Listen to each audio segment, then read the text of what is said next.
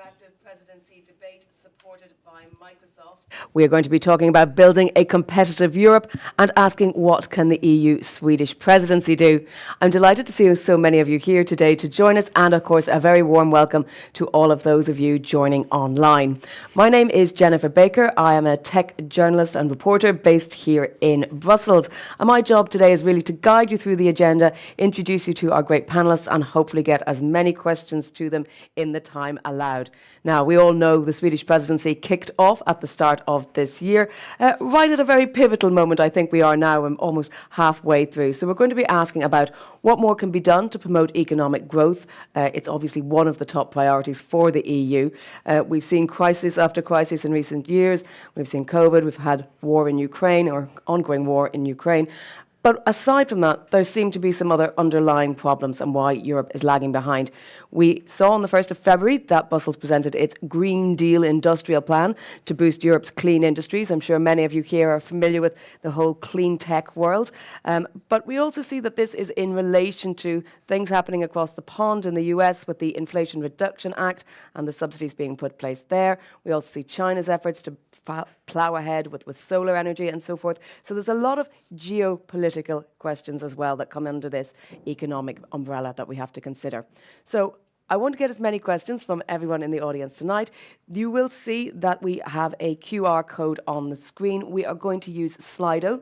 If you want to use your phones or your tablets at home, you can go to slido.com on your browser and enter competitive EU, or simply scan the code that you see there on your screen. There's no need to download anything.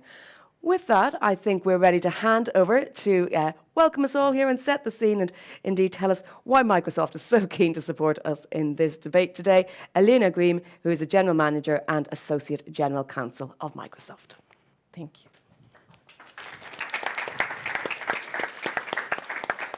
Thank you, and good afternoon, everyone. It's my pleasure to welcome you here in person and online to the Euractiv Presidency debate on how to build a competitive Europe and how the Swedish Presidency for the Council of the European Union is supporting that. I am particularly delighted to welcome Jessica Roswall, Swedish Minister for EU Affairs, who will join us to share with us the Swedish Presidency's experience to date and perspective on maintaining European competitiveness. The EU-Swedish presidency is happening at a crucial time in the context of the Ukraine war, the energy crisis, and rising inflation, all aspects that challenge the European competitiveness, which the presidency has put at the core of its priorities. The presidency also happens to be during the 30th anniversary of the launch of the European single market, which continues to be a fundamental element to strengthening EU competitiveness in the long term. We as Microsoft support the presidency's vision that only through competitive businesses can we create sustainable growth, accelerate our transition in green and digital, and increase economic resilience. Measures at the EU level need to be based on fundamental values such as openness, freedom of movement, effective competition, and regulatory frameworks that promote growth and innovation. And I personally hear this from the many European customers and businesses that I work with every day in my job. Because in my role, I support the Microsoft presence in business in a region we call Western Europe, which is made up of 12 countries, 10 of which are EU member states, including Sweden. And in my daily work, I help the company in its commitments to sustainable transformation and to local investments. For example, in 2021, we launched our sustainable data center in Sweden with presence in Gävle, Sandviken, and Staffanstorp. I apologize to the Swedish in the room for my pronunciations. Investing locally to help create long-term opportunities across both commercial and public sector. We believe that these types of tech innovation are an important enabler for Europe in order for it to reach its sustainability targets. And with that, I'd stop here and let me welcome Swedish Minister for EU Affairs, Jessica Roswall, for her keynote remarks. And I wish you all an inspiring discussion today. Thank you.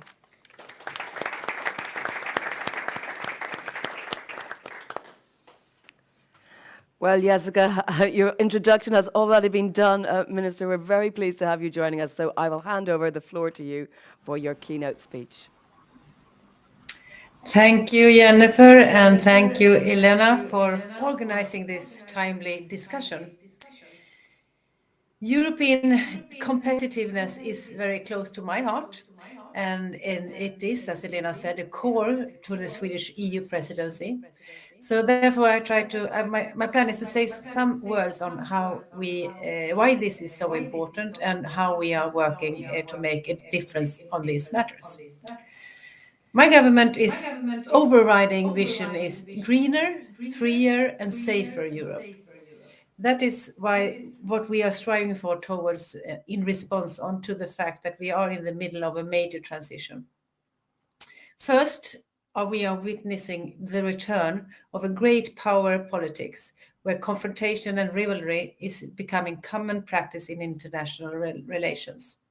On top of that, we are facing economic challenges with stagnation growth figures, inflation levels not to be seen for decades, and new financial worries. At the same time, it is urgent that we take resolute actions to combat climate change. Because of this, I think that we all sense the need for credible policy responses. Of course, all of these challenges are interlinked, but let me focus on those that are clearly in an economic domain. In recent years, economic policies in the EU has been driven by a sense of urgency in crisis management. The latest example of maybe is the response to the US Inflation Reduction Act, IRA. The IRA caused great concern amongst a lot of EU member states and institutions, but I would say that it also highlighted the need for EU to take our own long-term competitiveness more seriously. I would also say that the Commission approached the IRA issue is in a balanced way. First, by welcoming its direction. After all, it was not long ago that the US was withdrawing from the global climate goals, and the IRA, with its flaws, must be seen in a step in the right direction. Secondly, the Commission has worked with our US friends, so to sort out differences and mitigate any measures that would discriminate against European companies. In parallel, the Commission had to put a lot of effort into formulating an EU policy response. Not an easy task when pressuring down inflation remains a key priority. And as we know, tighter fiscal policy is a necessary means to that end. The Commission managed to formulate the Green Industrial Plan that you mentioned, also Jennifer, which addressed some immediate competitive challenges that our businesses are facing. With the massive Fit for 55 package, the EU also sent a signal to investors and businesses that we are stepping up to seize the net zero opportunity. But designing policies to deal with the current situation cannot only be looking around the next corner. We must also consider that the EU has been lagging behind in peers for quite some time, long before the IRA and, in fact, before COVID, the energy crisis, and the Russian assault on Ukraine. Over the last 4 decades, our growth rates have been sluggish compared to the US and many other OECD countries. Our productivity is lower than other important players. Maybe even more worrying, we continue to spend less on R&D. This is fundamental problem for our prosperity and our ability to generate the resources needed to tackle the big challenges today and tomorrow. Our long-term competitiveness won't be helped by short-term public interventions and aid packages. Instead, we need to adjust some basic policies and the general directions that we are moving in. That is why the Swedish presidency emphasized long-term competitiveness, and that is why it must be at the top level of the political agenda in today's world. If we want the EU to set standards, we must have the economic and technological base to back our bid. We are quite happy that with the robust way in which the Commission has picked up the competitiveness priority of our presidency. Already in December, Sweden managed to include an assignment to the Commission in the conclusions from the European Council to present a strategy boost competitiveness. This strategy, which was presented in March, puts R&D, skills, access to private capital, and better regulation at the core. Importantly, their strategic work method includes the use of KPIs for efficient implementation and follow-up. Supported by the Single Market at 30 communication, it provided an excellent basis for the leaders when they discussed long-term competitiveness at the Spring European Council. At the summit, the leaders made it clear that they share the views that we need to work in this way and that these policies areas are crucial. This recognition at the highest political level is important, and we got a powerful message to guide policymaking. So this marks the start of a long-term process. To be influential and a competitiveness agenda requires dedicated work with monitoring and regular follow-ups over many years ahead. Leaders have agreed to come back to this in June. And to prepare for this, the Swedish Presidency is planning discussions in key councils, formations, and associated events. A particularly important step will be at the Competitiveness Council in May, when the Commission should flesh out the strategic work methods described in its communication. Many other exchanges and exercises are foreseen. Amongst them, one items on the finance ministers' agenda when they meet in Stockholm, starting tonight and tomorrow. We will, for example, find the discussion on how financial markets can help finance companies' growth and expansion. And next week, high-level participation from the Commission, member states and businesses will gather for the Single Market Forum. All these discussions, in combination with targeted negotiations on key legislations acts, are on the table, and that will feed into the presidency report to the European Council in June. And this is the follow-up that was asked for at the March meeting.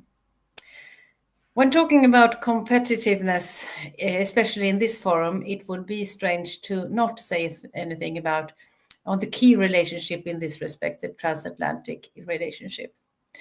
The US and the EU are each other's most important trading partners. The trade between us is estimated to amount to about €1 trillion in 2021. Clearly, transatlantic economic cooperation is of vital importance. These days, it is especially evident when it comes to setting standards for emerging technologies. Therefore, the Trade and Technology Council, the TTC, is such a valuable format. And Sweden is very happy to host the 4th TTC meeting in the end of May. It will take place in Luleå in the north of Sweden with a green and digital focus. You may think like a carbon neutral steel and a digital agenda. But to conclude, Europe needs to step up its game when it comes to competitiveness and productivity. The Commission's new long-term competitiveness strategy is a welcome initiative on this regard. The European Council's meeting in March marks the start of making it happen in the real world. It will take a dedicated work over many years, and we will use the remaining time of the Swedish presidency to help and set out for this plan this. All this work in progress, insights and contributions from this, the panelists who are coming to talk later on, and other stakeholders will be valuable added to this. But that is my first remarks, and I'm very happy to be here, and thank you. Wish you a good discussion. Thank you very much. Thank you very much indeed. A round of applause, I think, for the Minister for setting the tone. And I think we will, of course, touch on many of the points that have been raised in that speech. There's a slight change to our build lineup tonight. Unfortunately, MEP Jørgen Warborn from the Inter Committee, who was due to join us, has fallen ill. However, he does wish us all the best and sent us a brief video message. Combined market with the European Union and Mercosur, 450 million people in the European Union and 260 million on the Mercosur side, would be the biggest market together, the bilateral big market. We would reduce tariffs by 91%. So it will be less costly to doing business with each other, and that would be fantastic for consumers, for reducing inflation, and for creating a lot of business opportunities for European SMEs and the industry in Europe. So it's economy of scale, it's market opportunities, and it's also a way of sourcing goods for European businesses from South America. This is very important for European competitiveness, I would say. Well, I also should say that I have also been emailed his speaking points, so I'll be hopefully able to weave some of those into our discussion in the form of questions. But let me introduce our panellists joining us this evening. We have Roman Arjona, Head of the Chief Economist Unit in DG GROW in the European Commission. Fredrik Eriksson is Director of ESIP. Charlotte Andersdotter is the International Director and Head of the EU Office in Brussels of the Confederation of Swedish Enterprise, and joining remotely but here in spirit, Andrew Lloyd, Global Head of Government and Policy at Ericsson. So thank you all very much for joining us. We'll do a brief round, allowing all of you to set out your stall and maybe take the temperature of what your thoughts are. Roman, how do you see the role of the EU in advancing the competitiveness that we all want so much? Particularly for European companies in global markets. We see that the political and economic situation is changing rapidly. So how do you ensure that those EU companies are being integrated, have access to global markets, whilst being competitive within them?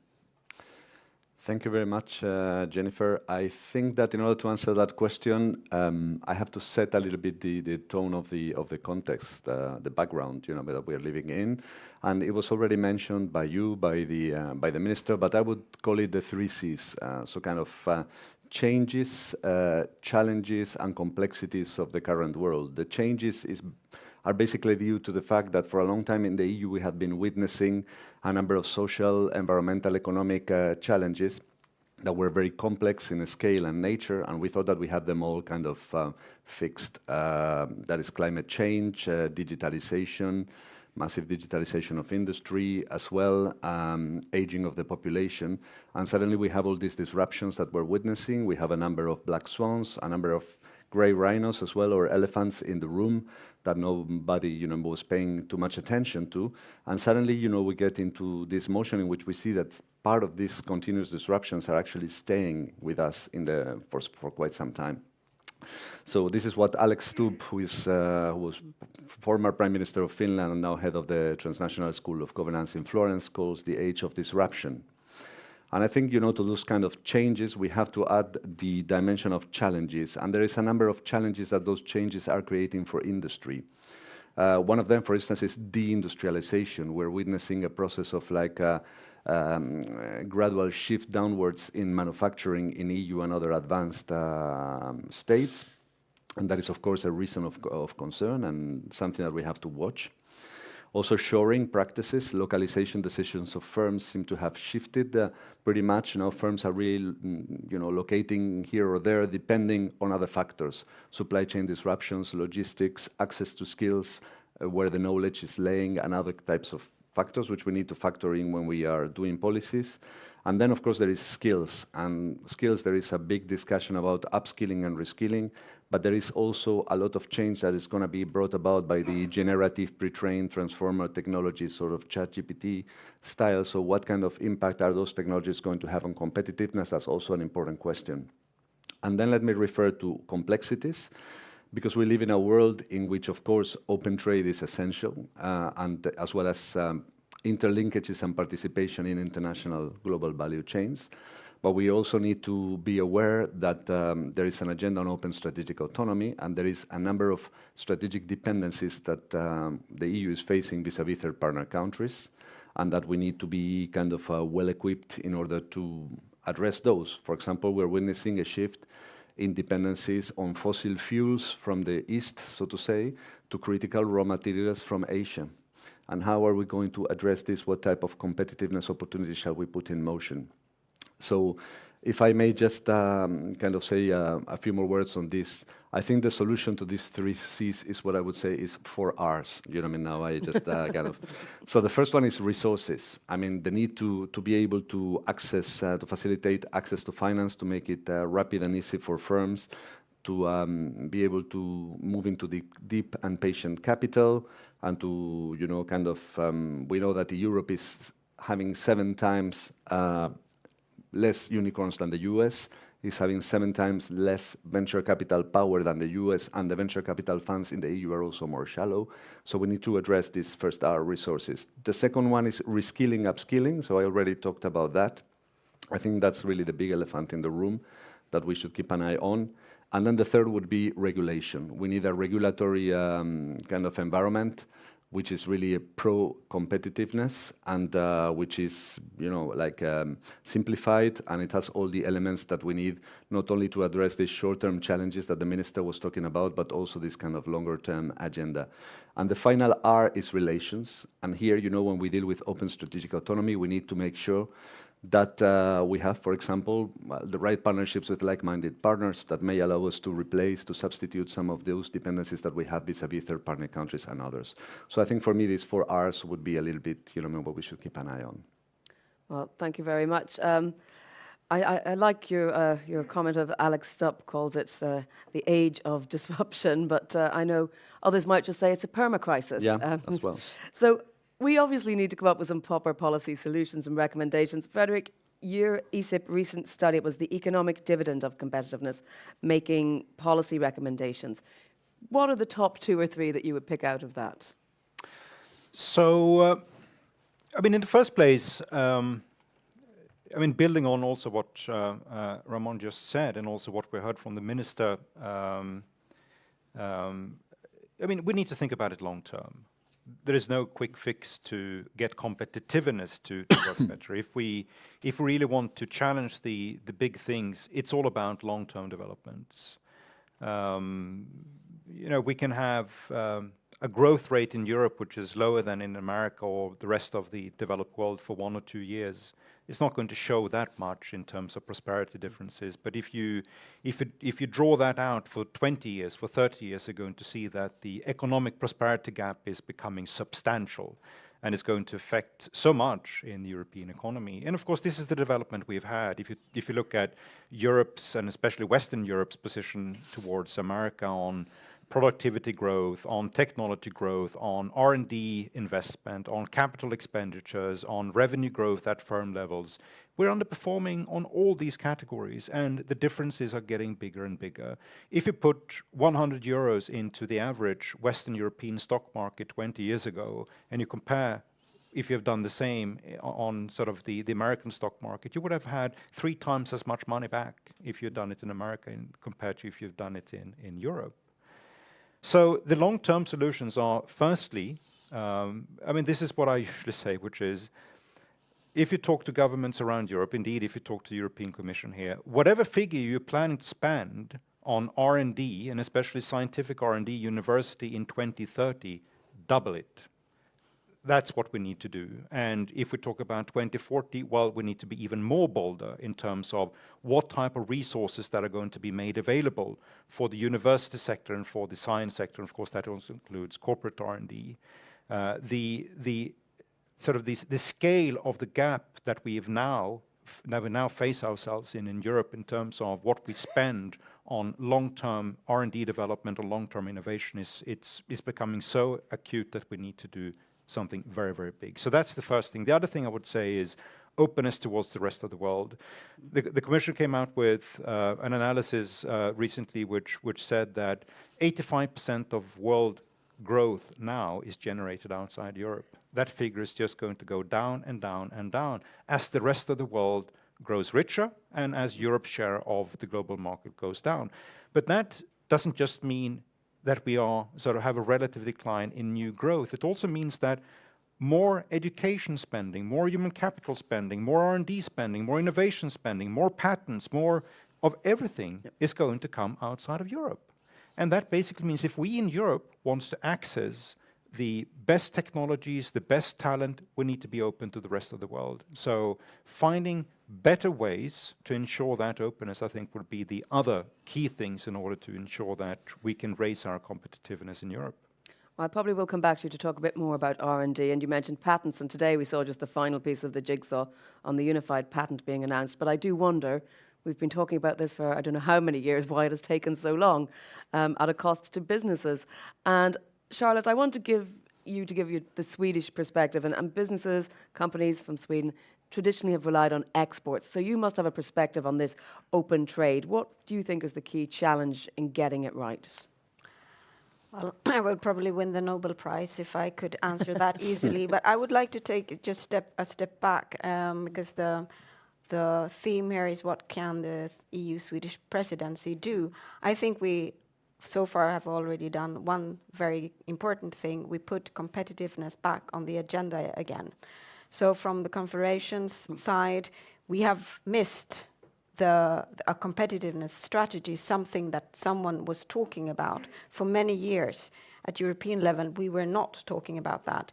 We did not talk about growth. That was, I shouldn't say a bad word, but it was difficult to have the two thoughts in the head at the same time, that you can work on sustainability and growth at the same time. So firstly, I want to really thank the Swedish presidency to have put that on the agenda again. From the Confederation, coming back to the trade part, but I just wanted to outline what we have done to emphasize the need that our companies, that our members are urging for, is actually to have a clarity and a long-term strategy. What we have seen the last years, Alexander Stubb said that we're in a decade of disruption. The crisis we have seen the last 3 years already started back then.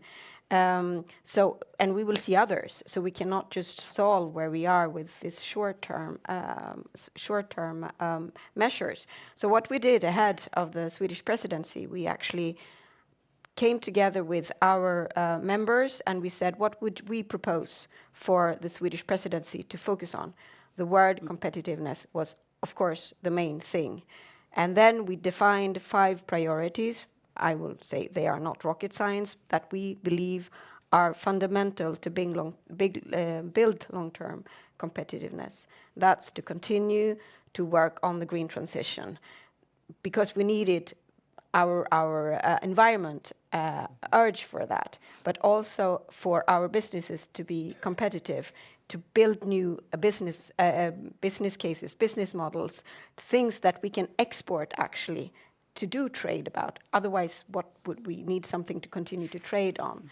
The digital transition. I don't know how many years we have talked about this, but we're still not there. You know it better than I do. The internal market, it was mentioned by the minister. We say that the crown jewel of the EU collaboration is actually our internal market. We need to continue to deepen the internal market and take the hurdles we have away. And that goes from everything just on exporting between the countries in Europe, but also on the importance, what you just mentioned, Frederick, on research, on skills, that we can actually take advantage of what we have at the internal market, but importantly, not to close ourselves in. I have a little bit of problems with the strategic autonomy that I think that everyone knows, knowing a Swede. Even if you put the word open there, it's a word. We also need to show what we mean with that. So our 4th priority is actually open and free trade. For us, that is fundamental. We're a small export-dependent country, but also for what was just mentioned, the trade is open trade, open collaboration is more than the export part. We need smart people to collaborate with. We could never solve the global problems if we don't collaborate. And the 5th one, which I am very happy to see again on the agenda, and this is something that me and Roman, we have in common from a long time back, research and innovation. Finally, we're talking about again that we need to heavily invest in research and innovation. We are not at all, what is it, 2% how many years have we been talking about the goal of 3%? And we are far from there. So if we should be serious on competitiveness, we need actually to really see progress on that. Andrew, you have the unenviable task of speaking last in this opening round, and so I'm sure you will echo many of the things we've already heard. But Ericsson has been operating globally successfully for many years now. I mean, does EU policy, do EU policies or regulations help or hinder, or what's your view there? Well, they can do both. And maybe if I pick up on this question of innovation, because the digital economy is at the heart of innovation, and it's the heart of competitiveness. And it really offers real opportunities, if you get the policies right, to boost competitivity, to address structural problems, to deliver green growth. And what we used to view as futuristic, if you like, e-health, connected vehicles, traffic systems, robotics, cloud-based infrastructure, that's already arrived. So nowadays, European industries and global industries are going through the next phase of evolution, because connectivity, 5G, and as 5G develops, is going to take the connectivity away from, if you like, the smartphone and across to companies. But if we look back at the past decade at 4G, 4G created the app economy and digitized the consumer, and it drove unprecedented growth. Previous speakers have spoken about unicorns, about investment in capital markets outside of Europe. But Europe was late to deploy 4G. So many of the jobs and the value of the app economy were created elsewhere by North American or Chinese companies. Apps came to Europe, but jobs were created elsewhere. And now, as you see, some of the biggest companies in the world are outside of Europe. Europe actually has very few globally competitive tech companies. Ericsson's one of them. There are very few.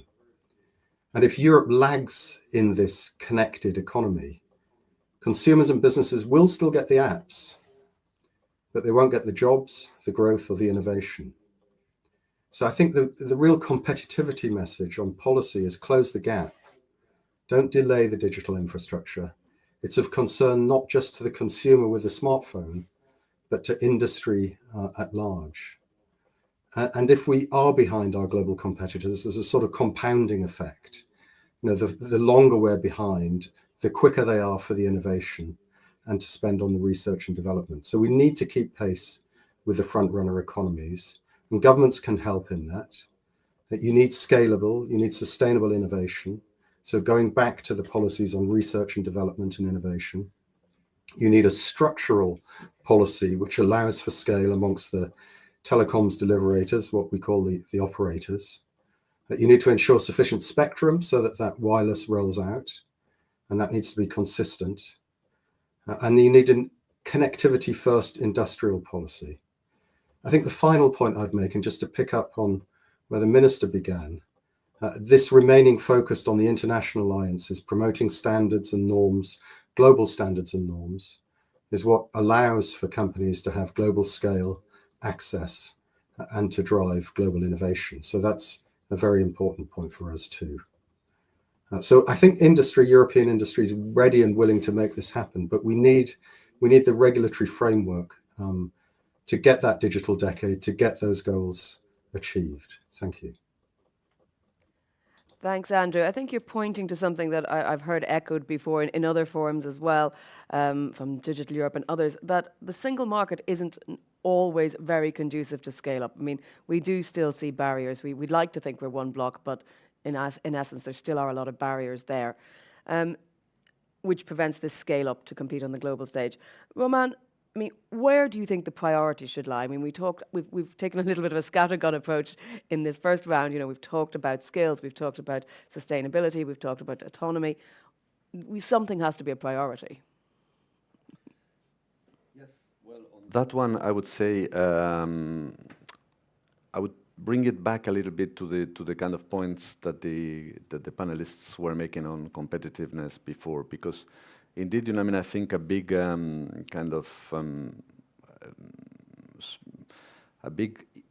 thing that happened during the Swedish presidency has been indeed, that industrial competitiveness, as the minister said and Charlotte said, has come pretty much to the forefront. And there are two axes actually in your priorities which are pretty much touching upon competitiveness. One on competitiveness itself, and the other one on the green and digital transitions with a competitiveness angle.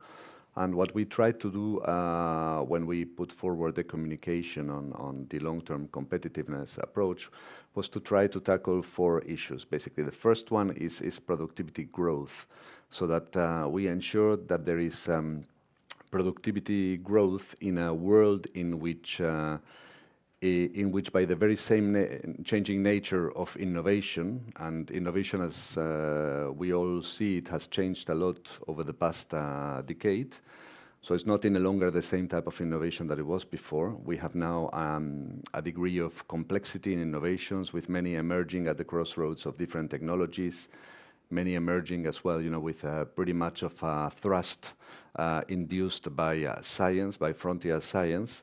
And then we have this kind of creates as well, in one way or another, a concentration of innovation, in a certain number of firms, which are at the top of the kind of productivity gains scale. So the question is how can then we diffuse this innovation that is happening at the top, so that it through the single market and using the single market as a kind of anchor as well, it spreads naturally, through the industrial tissue. So for me, the issue of indeed, of innovation is a critical one to removing barriers to innovation diffusion in order to be able to boost productivity growth. Other aspects are sustainability, of course, resilience. So here again, the single market. I think Charlotte was talking very well about the removal of barriers. That's something that, of course, is keeping us busy, and there is still a lot that needs to be done, particularly on the services kind of front. But there is also an opportunity here to transform as well the single market into a generator of resilience. And I think that there we have to be aware that there are many things happening out there. For instance, we have a lot of dependencies, strategic dependencies vis-à-vis third partner countries. We recently did a study which was published 1 week ago, in which we were kind of putting a number of filters to very disaggregated data, reading the whole panoply or spectrum of products in which the EU is trading with third partner countries.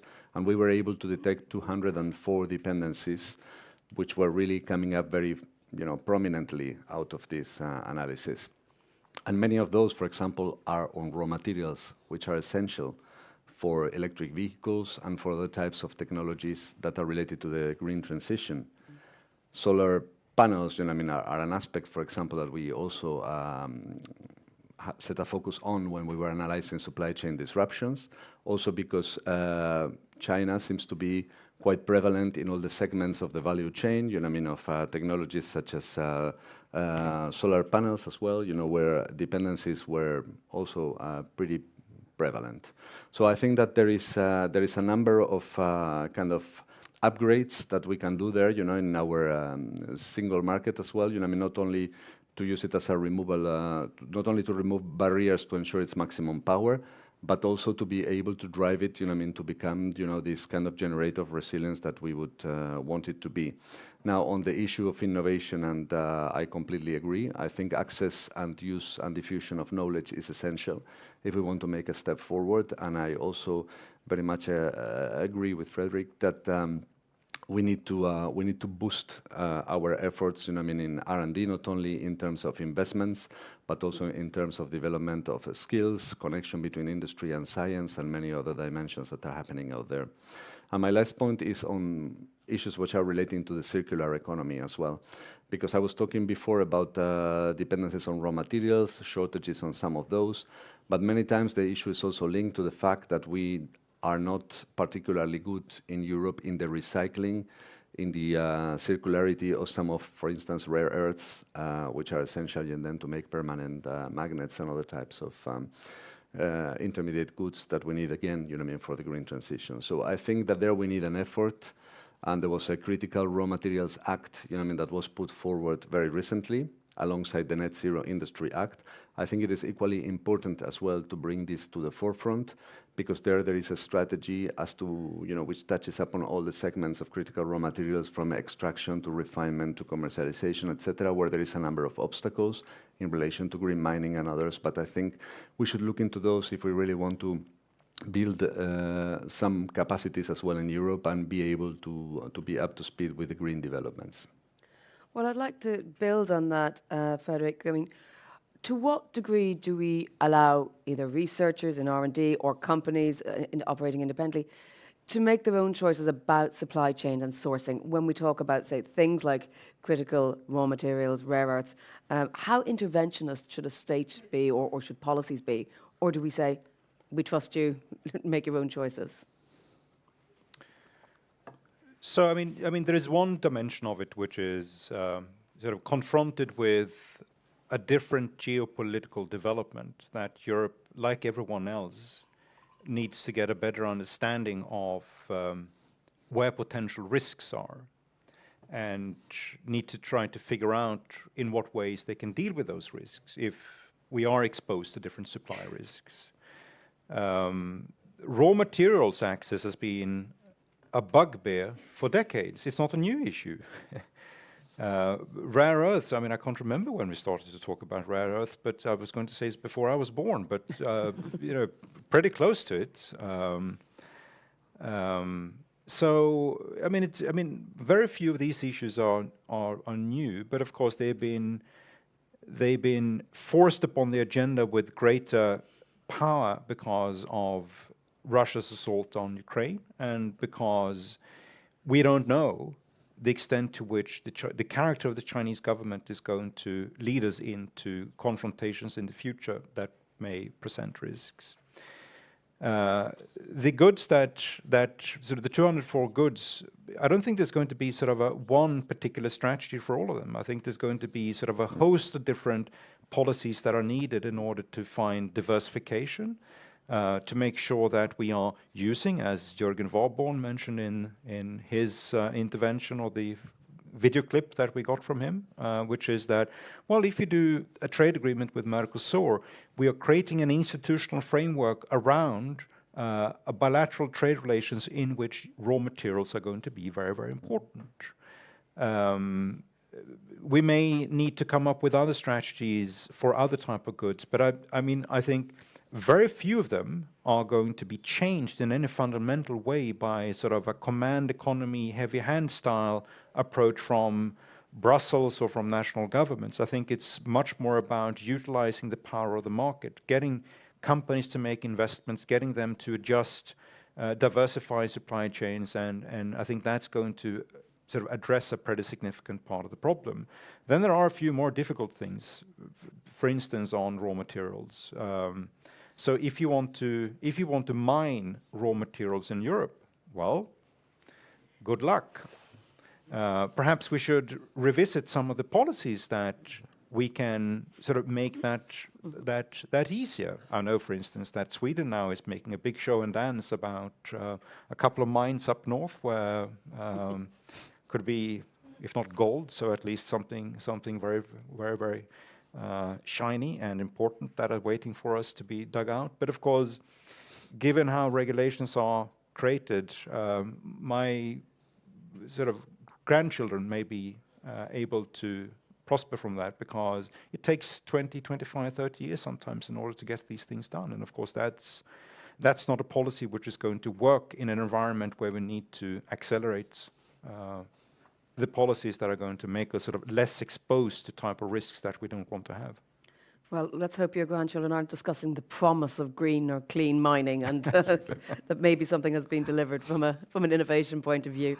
I think, Charlotte, that we're talking a little bit about regulations, and we're also talking about the unpredictability of things that are happening in the world, be that something like the Russian aggression in Ukraine, be it something like actually material shortages.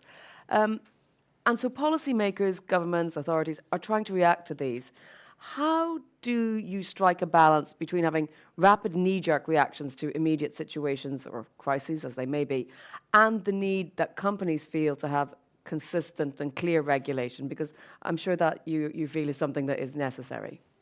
Yes, I think that if we should point out a few of the things that our members are discussing every day around their coffee tables or in the boardroom or wherever it is, I would say it's the regulatory framework that we have in Europe for the moment, where we see during this commission we have seen an avalanche of different regulations coming out, and it's of course not that we are against regulations. We need it. We need regulations that are fit for purpose, and that you can also have a long-term prediction. But as Fredrik said, it cannot take 25 years for having a permit to do something. So there must be a way there that we have regulations fit for purpose, and they should also be revisited. I think that is another problem that we see, especially in the tech area, that we have regulations dated from, well, our grandparents maybe, that should be applied today. So the message from our companies and from us is that we need also to have a regulatory, a competitiveness check on our regulations. I know that the President von der Leyen, she has mentioned this, but we need to see it quite quickly to be operational, and that we haven't seen yet. And it should not just be on future regulation. We also need to have something on the regulations already passed and have been decided upon but not put in place. This is a big worry amongst our companies, that they don't know the regulatory framework, what that would mean. We also have many regulations at the moment that will come across each other, and I don't think that anyone really has the overview of how this will work in practice. This we need to fix now, because this is about speed. What we really need in Europe, because we have a lot, now we're talking about that there is so many problems. I think that Europe is a great place. We do have a lot of smart people. We have a lot of potential. We have fantastic companies in Europe, but really, both old industrial companies and new startups, but they cannot be hampered due to over-regulations or complicated regulations. We really need to find a better way of doing regulation in this sense. We talk about also in our business community here in Brussels of a regulatory breathing space. I don't even think that we should talk about a breathing space. We needed to see it longer term, that the way that we are doing this is also based on a way of doing pragmatic way. This is the word that I'm looking for. Exactly how this should be done, again, it's difficult to say pinpoint. It's not there is no silver bullet, but we really need to do this now, not in the next commission or somewhere else. It's really now. Otherwise, I'm afraid that companies that could move from Europe move, because where it's easier to make business and easier to develop these technologies, easier to do what we have just been discussing here. To get the regulatory framework right for all kind of companies, that's essential, apart from skills. We'll come back to skills if we have time.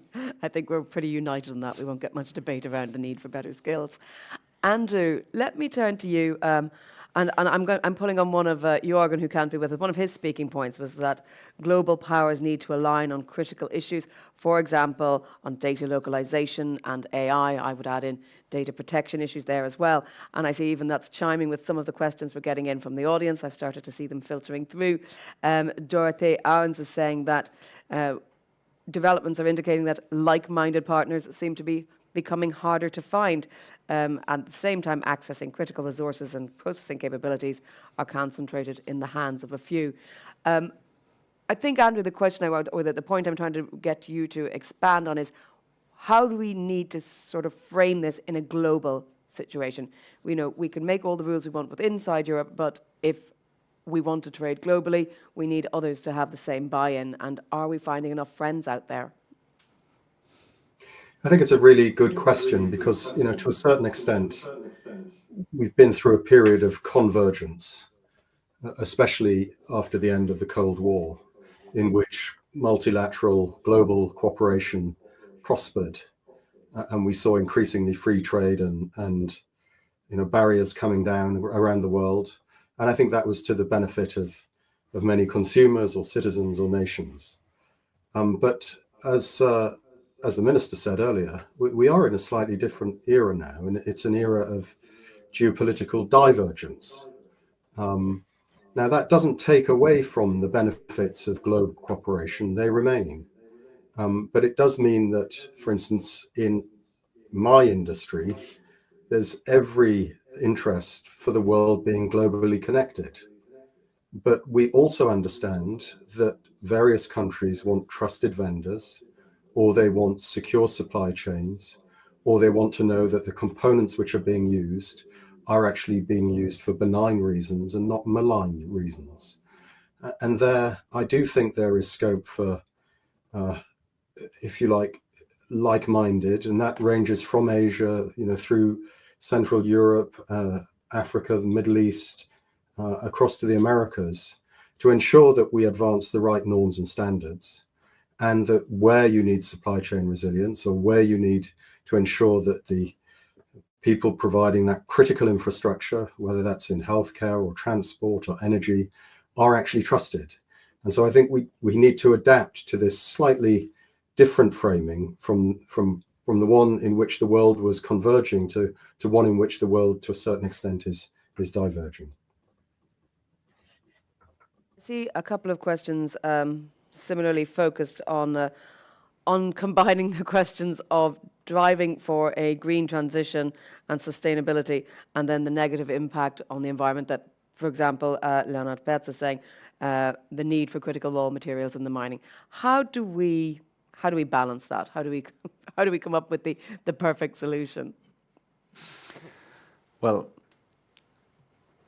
I think it's a mix of different kind of strategies, but I mean, something that we need to be aware of, indeed, is that there is kind of this shift in dependencies, towards some dependencies which are, of course, on these critical raw materials which are essential for the green and digital transition, and there is a need for us to think, I think with a kind of three-way structure. The first one is, let's try to better understand, where are these dependencies, strategic dependencies lying with respect to some of these critical raw materials, but also some other intermediate and final products, because until now, we were not particularly good at that. And now I think that the type of analysis, such as the one I was mentioning before on the 204 goods, that already gives you a hint, which is kind of data-driven, scientific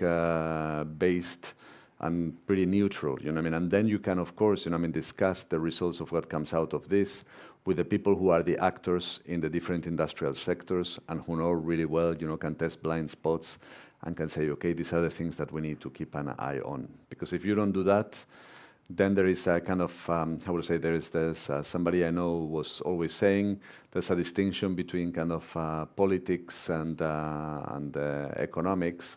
And politics works normally best when it is kind of economic evidence driven to a large extent. And I think that part there is something that we're building up right now. We're having also very much of regular conversations, for example, with US partners or with Canada, because these countries are actually facing exactly the same issues we are facing. We might be approaching things in a different way. So I was having a conversation the other day with the chief economist of the Department of State of the US, who was telling us, okay, you guys, are looking at these dependencies in a way that you're looking 1 mile deep, and, kind of 1 inch broad. And we might be looking at this, in 1 mile broad and 1 inch deep, but actually we're looking at the same kind of thing, and I think that's a pretty interesting area where we need to push forward, which is having the right evidence in order to be able to interpret what is out there. And the second one, I think, is indeed, establishing these kind of partnerships with like-minded partners or like-minded countries that can help us, to move forward, because many of the international partners of the EU are indeed facing very similar issues. So there is a common interest. There are common dependencies that we have, for example, with Canada, with respect to China or with respect to Russia, that we can address, if we actually sit down and talk about it, in the right fora. So there are many different international fora or international platforms which are looking at these issues in depth, such as the TTC with US, and I think that developments in that front could be particularly important. And then my third kind of point on this is that there is a very rich number of instruments at EU level and also at member state level, and we need to be able to align those instruments to deliver on these short-term aspects, but also on the long-term competitiveness agenda. And this is not only about investments, it's much broader. It's about the regulatory framework, like Charlotte was saying. It's about R&D and innovation, about skills, and about kind of having a whole-of-government approach, in support of this. So, we have at the EU level many different instruments, whether it's the recovery and resilience plans, which are a great way, of approaching as well, this type of, moves towards, for example, more possibilities for green mining. But then we encounter ourselves as well, with a number of problems, the ones that Frederick was mentioning, permitting being one of them. But we have also a number of, let's say, opportunities out there. And I end up with this, but I was reading the other day a very nice report that my colleagues in DG Research and Innovation make every 2 years, where it was said, for example, that 25% of the world quota of highly cited publications and patents in the areas of climate change and the areas of biotechnology are actually in the EU. So this means there is a huge potential there. However, we're not seeing that potential literally translated into clean tech innovations as such, and I think that the Net Zero Industry Act, the Critical Raw Materials Act, can be very good platforms to allow, for the scaling up of this type of technologies. Frederick, you said that we need a proper trade policy. There needs to be a strong trade policy. With the world the way it is, should trade be used as a tool of foreign policy as well? There must be a temptation to do that. What are your thoughts on that? Trade policy has always been intimately linked to strategic policy, whether that's going to be foreign policy or if it's going to be sort of directly alliance policies. I used to say sort of traditional trade policy is the perfect marriage between Adam Smith and Niccolo Machiavelli.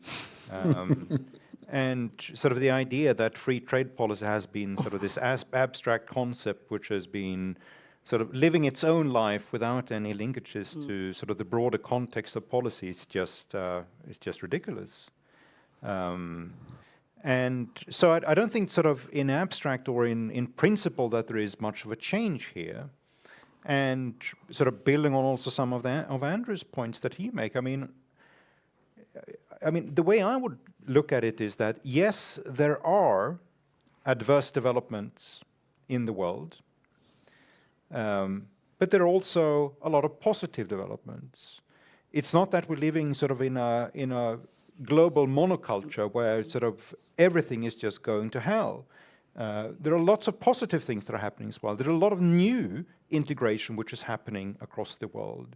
If you look at cross-border knowledge flows, if you look at the globalization of ideas, of digital services, of international management, there's an explosion in new forms of integration between individuals, between companies. If you step into a company today and you compare its connectivity to colleagues in the rest of the world, it's radically different from what it was just 10 years ago.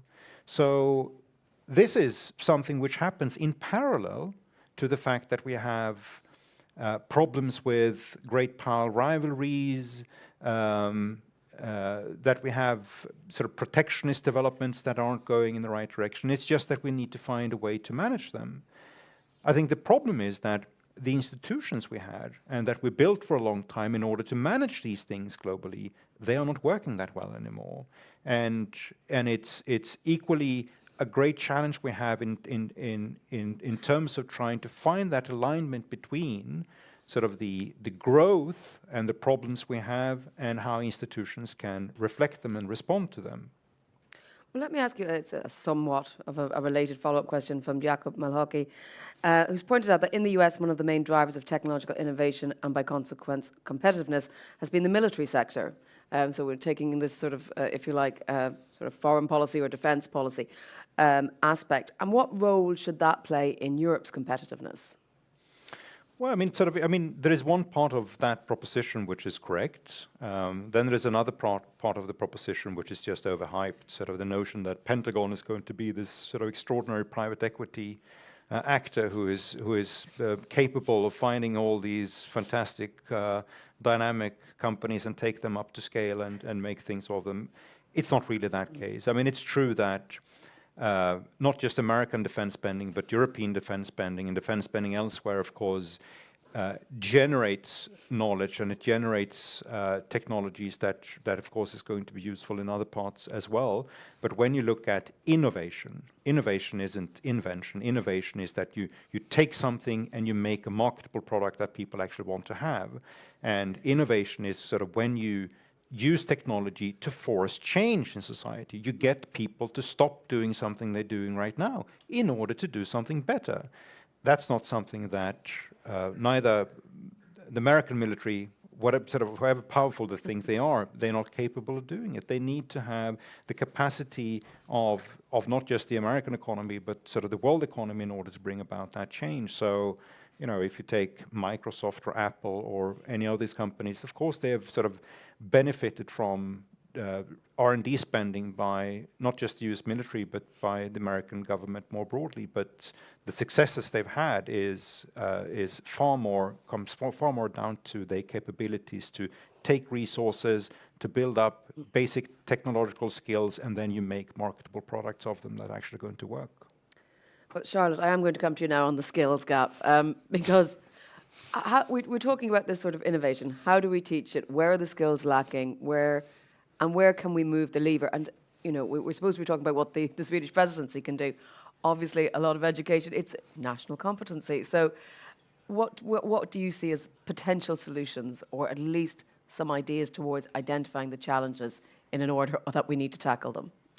That's a very good question. We had actually just the other day a discussion about research and innovation and how we can boost that, and then the question about skills come up. Now, we have mentioned skills here previously, and we talk about upskilling and reskilling, but if we don't have the basis, so we need to start already at the age of kids, that we have the right schools and that it goes up until university. And we also need, it's not just a labor question for that, it is also, but it is much more holistic. And I think that we have to acknowledge that the skill is a national competence. It's not the magic that the Commission can do something like the stick. Here, everyone has to see the sense of urgency, and it's at all levels. And we have to see that we need to do something at all different levels. From the early school, we need more kids to go into the STEM, of course. We need universities to be top-notch. Now, when we don't have UK anymore in the EU, we don't have the top universities within the union at the global level. This we need to do something. We need to also, we were talking about institutions, to reform institutions. Universities need also to have a reform on that.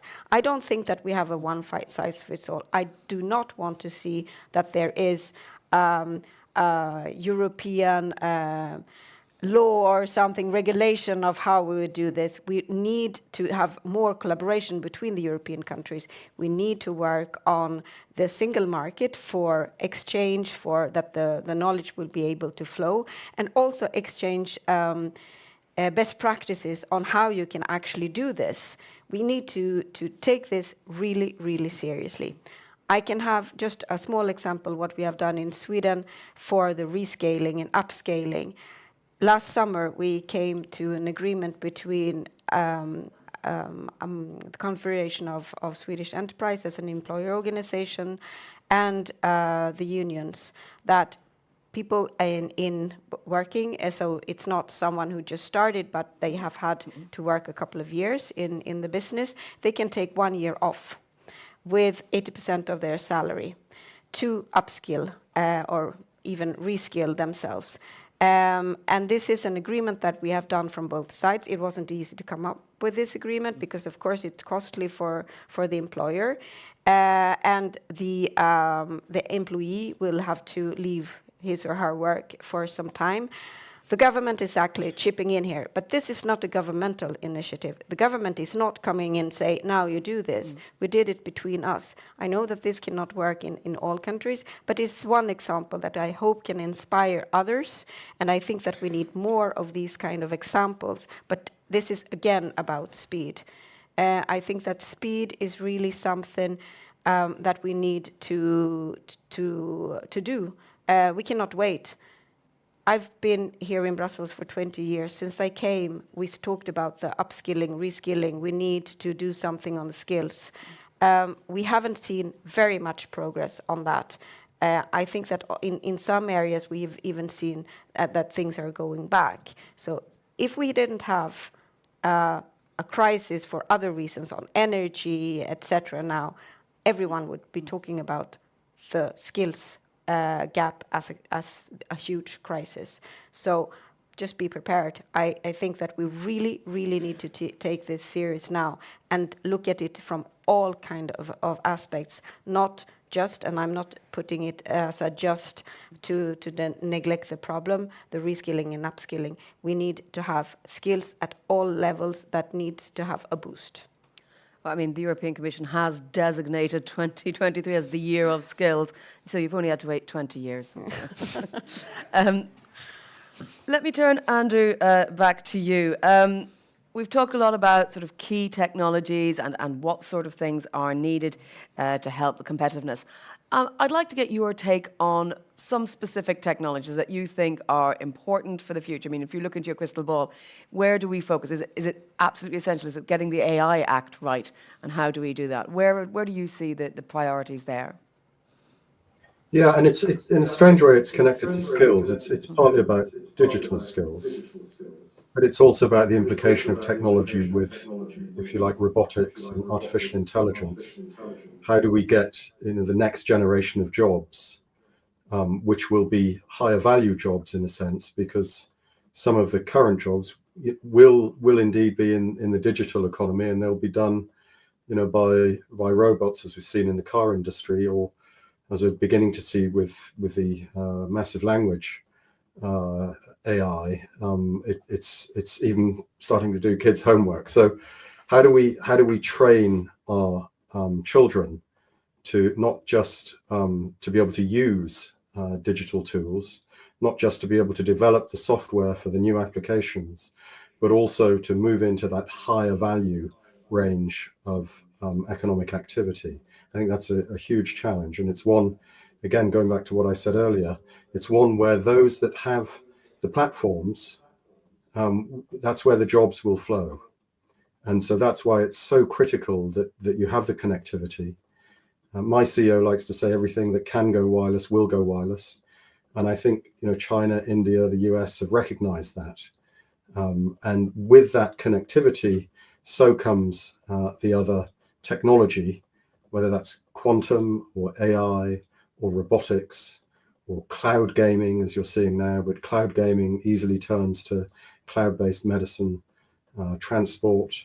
You think about the energy efficiency you get from that. So I think there's enormous opportunity in using these new technologies, but you need to be connected in order to get there. For each of you, which is to attempt to give me a closing summation in 1 minute, no more, because I see we are running short of time. Roman, I'll let you go first, which is not always easy. Well, I think that one of the things that we have to take into account here, and I'll go back to where I was starting in the beginning, is that we live in a different world, and in this different world of this age of disorder, or as the economist called it the other day, the Mona Lisa effect, that you look at things in different ways and they give you different responses. that is going to make as well, has to have an impact on the way that we make policies to adjust to this changing world. And I think when we do that, we need to be able to focus both on the shorter term issues, which are very pressing and which are out there. And I refer back to the dependencies, shortages, and other types of disruptions that we are having in the shorter term. But then we also need to have a proper agenda for the longer term to be able to kind of ride on our great opportunities in Europe for competitiveness in many areas. And that requires a combination of different actions which will take us there. And that's not only investment, it's investment, but it's also regulation. It's kind of the reforms and reskilling type of work, and its relations with international third partner countries that are like-minded. I'm going to be unpredictable. Andrew, I'm going to ask for your quick 1 minute summation next. I think we need to reconsider this notion of competitivity. It's often linked to the single market and to competition, in a sense, within Europe, and to optimizing for European consumers, which we would all support. But I think the challenge is, how do you support globally competitive Europe with globally competitive European companies? And I think the answer you find elsewhere in the world is by supporting investment, research and development, innovation, by taking away some of the regulatory barriers and for allowing enough scale to be able to compete globally. And if you get those ingredients right, then you can have globally competitive companies. But if you don't, then your market ends up being almost, not entirely, but focused on Europe. Charlotte, a final thought from you. Yes, I have two things that I would like to see, and two messages actually. That competitiveness is not gone from the agenda on the 1st of July this year. We live in a time where you have things going in cycles, and if we are really serious here, we need to continue. So to the Spanish and Belgium and Hungarian and Polish and so on, don't let competitiveness go away from the agenda. That's the first thing. Then the next thing is, I think that the competitiveness strategy that was launched in March from the Commission is good, but don't let it go away, because there will be a new Commission next year. Frederick, final word, which is almost as challenging as going first. Indeed. I'm the one standing between you and the drinks table, aren't there? Yes, thank you for that. My point is very simple, which is the important thing is to keep the focus on the long term. There are very few things that we can do and fix in the short term. It's the long-term development that is going to matter. We need to update our policy frameworks to a new age. I mean, we're talking about a target of spending 3% of GDP on research and development. We're not reaching it. I think there is a gap around 100 billion euros in the EU in order to reach it. But that target was set 45 years ago for an economy which wasn't as dependent on new technology, innovation, and human capital as our current economy. Perhaps you should spend 5% of GDP on R&D in order to generate the underlying oomph that we want to have in the economy. So update the frameworks and think long term. That's what's going to drive Europe to competitiveness and maintaining competitiveness in the future. Well, thank you very much indeed, and thank you all for your questions. I'm sorry we didn't get to all of them, but the time was tight. That was our debate for tonight, but remember, you can find out more about the Euractiv series of presidency debates by following the hashtag #EADebates. And thanks as always to Microsoft for their support, and a big round of applause to thank you very much to all our panellists.